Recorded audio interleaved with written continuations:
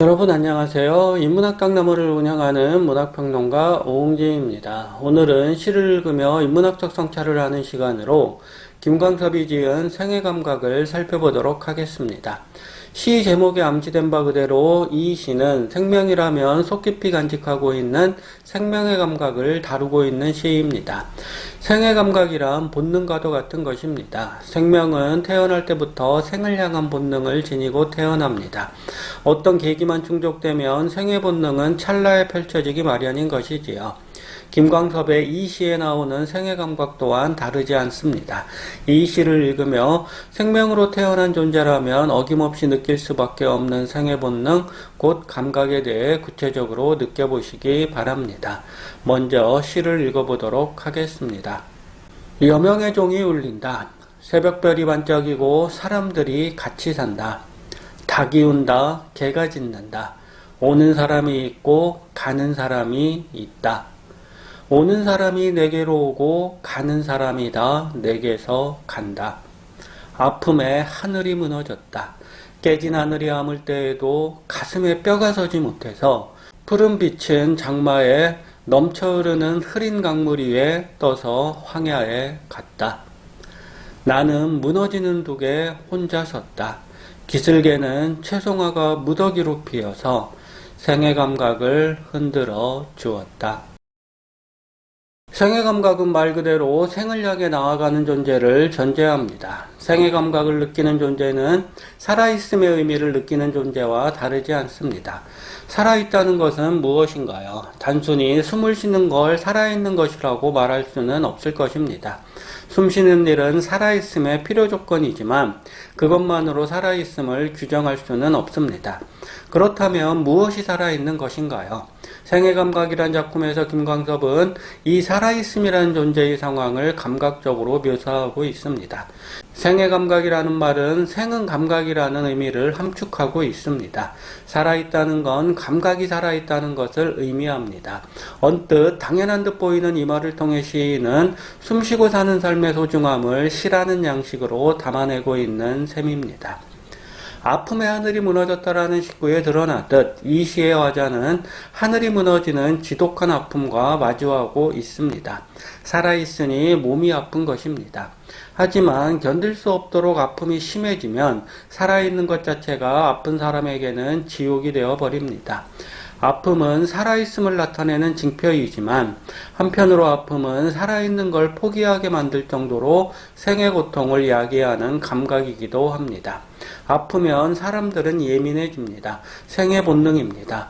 아프기 때문에 더 살고 싶은 욕망이 생기는 것이고 그로하여 몸은 더욱더 예민해지는 상황이 벌어지는 것입니다.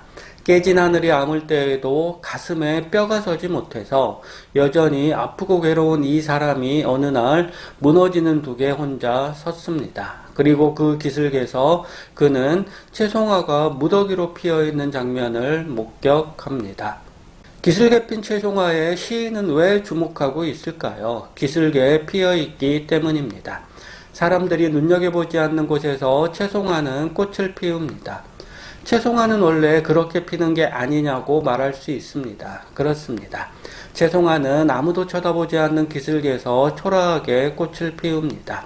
이게 채송화의 생리입니다. 돌려 말하면 채송화는 자신이 피어날 자리를 가리지 않습니다. 자연 속의 생명이란 게 원래 그렇지 않은가요? 누울 자리를 보고 눕는 생명들이 자연이라는 험난한 장소에서 살아남기는 힘듭니다. 자연은 무자비하기 때문입니다. 자연은 스스로 자기 생을 펼치는 생명들은 유연하게 감싸 안지만 태어날 자리를 까다롭게 가리는 생명들은 극한의 고통으로 내모는 이중성을 보입니다. 정확히 말하면 자연은 그 속에서 살아남은 생명들을 제품으로 받아들입니다. 김광섭이 무더기로 핀 채송화에서 느낀 생의 감각은 이러한 자연의 의미를 그대로 내포하고 있습니다. 무너지는 뚝 앞에 혼자 선 존재 시인 앞에 무더기로 핀 채송화가 제 존재를 뽐내고 있습니다. 하늘이 무너지는 아픔은 가셨지만 여전히 몸도 마음도 아픈 시인을 향해 채송화는 살아있는 건 바로 이런 것이라는 듯 기슭에 무더기로 피어 있습니다. 채송화는 왜 무더기로 피어 있을까요? 살아있기 때문입니다. 살아있다는 것은 더불어 살아있다는 것을 뜻합니다. 홀로 무너지는 둑에 오른 시인이 무더기로 핀 채송화의 모습에 감탄하는 까닭은 여기에 있습니다. 오는 사람이 있으면 가는 사람이 있습니다. 그것이 자연입니다. 아픈 사람이 있고 아프지 않은 사람이 있습니다. 그것도 또한 자연입니다. 오든 가든 아프든 아프지 않든 살아있는 존재는 살아있기 때문에 살아야 합니다. 생명은 생명이기 때문에 소중합니다. 김광섭이 느낀 생애 감각은 이러한 동어반복의 세계와 긴밀하게 이어져 있습니다. 시인은 생명이기 때문에 아픕니다. 채송화는 생명이기 때문에 무더기로 피어 있습니다. 채송화가 실현한 생애 감각은 아픈 몸을 이끌고 무너지는 뚝에 오른 시인의 생애 감각과 전혀 다르지 않은 것입니다. 무너지는 둑에 홀로 올라갔기에 시인은 채송화 무더기를 보았습니다. 살고 싶다는 열망이 채송화 무더기에서 생애 감각을 발견하는 매개로 작용했다는 말입니다. 이 시의 일련을 참조한다면 여명의 종이 울리면 닭은 울고 개는 짖습니다. 시인의 말 맞다나 오는 사람이 있고 가는 사람이 있습니다. 어렵게 생각할 필요가 없습니다. 자연이라는 테두리에서 보면 닭은 울고 개는 짖고 오는 사람이 있고 가는 사람이 있는 건 똑같은 현상일 뿐입니다. 그렇게 흘러가는 자연 속에서 우리는 살아갑니다.